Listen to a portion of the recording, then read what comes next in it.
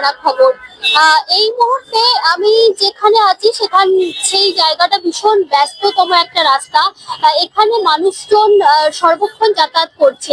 এরকমই একটা রাস্তা হলো রেড রোড। সেই রেড রোড কিন্তু বন্ধ এবং দেখা যাচ্ছে যে আগামীকাল অর্থাৎ 21শে জুন তারিখ আন্তর্জাতিক যোগা দিবস। সেই যোগা দিবসকে কেন্দ্র করে কিন্তু সেখানে যোগার একটা কার্যক্রম রাখা হয়েছে এবং সেখানে দেশের প্রধানমন্ত্রী আসছেন। সেই ব্যস্ততম রাস্তাটা বন্ধ রাখা নিয়ে রাজনৈতিক মহলে বিভিন্ন রকম কথাবার্তা উঠেছে, যার দরুন মানুষের অসুবিধা ভোগান্তির কথাও কিন্তু সেখানে শোনা যাচ্ছে।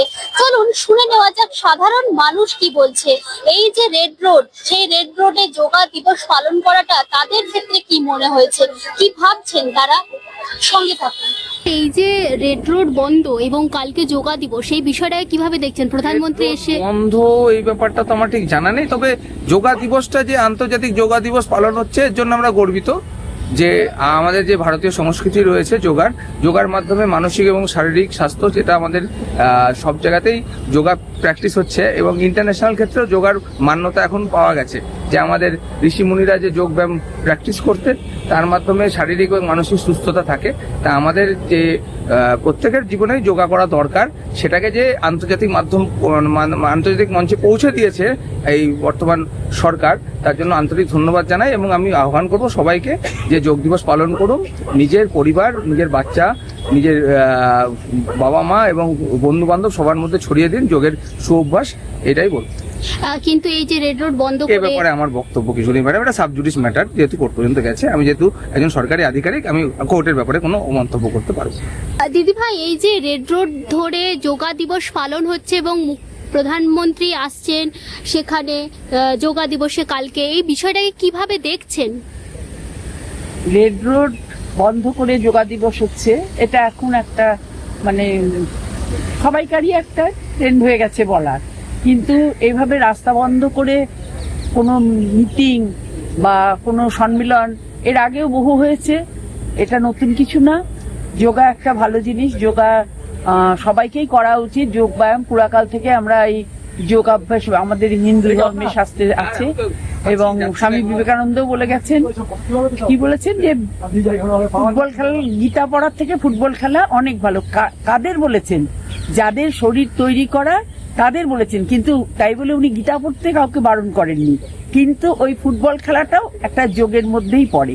তাই আমাদের মুনি ঋষিরা এই যোগ সম্পর্কে অনেক কথা বলে গেছেন, পুরাণেও আছে, আমরাও জানি, আমরাও একটু একটু কপালভাতি, প্রাণায়াম সবাই করার চেষ্টা করি ঘরে। তবে এটা তো রেড রোড বন্ধ করে করার ব্যাপারটা তো মানে সাব জুডিশিয়াল হয়ে গেছে, কোর্ট অব্দি গেছে, কোর্ট বলবে মানুষের কতটা অসুবিধা হচ্ছে, মানুষের কতটা। তবে এটা এই কলকাতা শহরে এটা নতুন কিছু ব্যাপার না। আমরা বরাবর, আমি কলকাতা শহরে আমি বিদ্যাসাগর কলেজে পড়াশোনা করেছি। আজকে থেকে আমার 76 ইয়ার্স। আমি বহু দেখলাম, সব আমল দেখলাম, সব জামানা দেখলাম। তা এইরকম রাস্তা বন্ধ করে অনুষ্ঠান এর আগেও হয়েছে, এখনো হচ্ছে। ব্যস্ত রাস্তা হলো রেড রোড। এই রাস্তায় যে কোনো ভাবে অবরোধ করা ঠিক না। এখন করেছে মাঠে ভিজে বলে হয়তো করেছে বলছে, ময়দান ভিজে আছে, গ্রাউন্ড ভিজে, ওই জন্য তারা বাধ্য হয়ে এখানে করতে বাধ্য হয়েছে আর কি। তো না করলে সম্মুখীন হতো এটা, কিন্তু অবশ্যই চারিদিকে বন্ধ করতে হয়েছে ওদেরকে। মাঠ ভিজে এই কারণ দেখে ওরা রেড রোডের মতো ব্যস্ত রাস্তায় যোগ দিবসটা করেছেন। এতে কি সাধারণ মানুষের কোনো অসুবিধা হচ্ছে? এটা তো অসুবিধা হবে, তবে কলকাতাতে বহু রাস্তা আছে বিকল্প। এই সময় গাড়ি ঘুরি অন্য রাস্তা দিয়ে বেরিয়ে গেছে, তারপর হাঁটা পথে যারা যাচ্ছে ফুটপাথ দিয়ে যাচ্ছে, তেমন কোনো অসুবিধা নেই।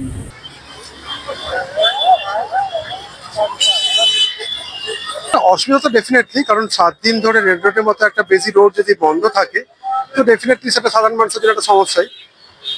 কিন্তু কিছু করার নেই, গভর্নমেন্ট অর্ডার, সুতরাং আমাদেরকে মানতে হবে। পাবলিক সাফার করলো কিনা করলো না, সেটা কতটা ফারাক পড়ে গভর্নমেন্টের জন্য সেটা আমরা জানি না। বাট গভর্নমেন্ট করেছে সেটা মানতে হবে, বাট ডেফিনেটলি সাধারণ মানুষের জন্য একটা সমস্যা, ডেফিনেটলি এটা নিয়ে কোনো অস্বীকার করার কোনো নেই। কিন্তু এর আগেও অন্যান্য রাজনৈতিক দলেরা যখন মানে আর আগের সরকার বা তারও আগে সরকার, তারাও তো বিভিন্ন কার্যক্রম রেখেছিল, হয়তো সেক্ষেত্রে তো না, আমি কোনো পলিটিক্যাল অ্যাঙ্গেল থেকে বলতেই চাইছি না কথা। আমি বলছি যে একজন সাধারণ মানুষ হিসেবে এটা ডেফিনেটলি একটা প্রবলেমেটিক। সাধারণ মানুষকে ভোগান্তি তো হচ্ছে, সেটা যে গভর্নমেন্টেরই হোক না কেন। 7 দিন ধরে একটা রোড ব্লক হওয়া মানে সেটা ডেফিনেটলি, মানে রেড রোডের মতো একটা রোড ব্লক হওয়া মানে সেটা ডেফিনেটলি একটা খারাপ জিনিস। বা কলকাতার মতো একটা ব্যস্ত শহরে যে কোনো একটা বড় রোড বন্ধ হওয়া মানে সেটা ডেফিনেটলি সমস্যা সৃষ্টি করছে সমস্ত মানুষের জন্য, সেটা যে গভর্নমেন্টেরই হোক না কেন। আমি কোনো গভর্নমেন্টের অ্যাঙ্গেলে যাচ্ছি না। আমি শুধু এটুকু বলতে চাইছি যে আমরা পাবলিক সাফারার, সেটা যে কোনো গভর্নমেন্টে আসুক না কেন, সাফারই করছি বেসিক্যালি। আর কি বলবো, এর থেকে বেশি কিছু বলার নেওয়ার নেই। রেড রোড যে বন্ধ, সেক্ষেত্রে আপনাদের অসুবিধা হচ্ছে বা অনেক অসুবিধা আছে, অনেক অসুবিধা। একটা অসুবিধা নেই, বাস নেই, কিছু নেই। হ্যাঁ, যাবার আসার খুব কষ্ট। কি করা যাবে বলুন? যাচ্ছেন, বাস পাচ্ছে না, কিছু পাচ্ছে না। সকালে কাজে যাচ্ছি, সে পাচ্ছে না। এই 7 দিন ধরে যে, কিন্তু এখানে তো যোগা দিবস পালন হচ্ছে, যোগা যেটা ভারত সে পাচ্ছে, ওনার জন্য তো আর বেশি জ্বালা হয়ে গেছে। যোগা যোগা ফোগা সব তো আমরা কি জানি না? ওনারে সেই সব শিখাচ্ছে কি লোকের এটা বলো कि लोग बोलते योगा করুন, ইয়ে করুন, वो করুন। আরে তুমি আগে করো, তোমার তো বয়স বুড়ো হয়ে গেছে। হ্যাঁ, লোককে কত কষ্ট হচ্ছে সে বুঝতে পারছে না। হ্যাঁ, কি কষ্ট পাচ্ছে যে মানুষটা, সে ওরা বুঝবে না। কিন্তু এর আগেও তো অন্যান্য যে আগের সরকার ছিল বা তারও আগের সরকার যারা ছিলেন, ওরা তো এসব করতো না, না কোনোদিন যোগা করলো, না কিছু করতো। এসব নাটকবাজি, সব থেকে বেশি নাটক, নতুন নতুন নাটকবাজি হচ্ছে।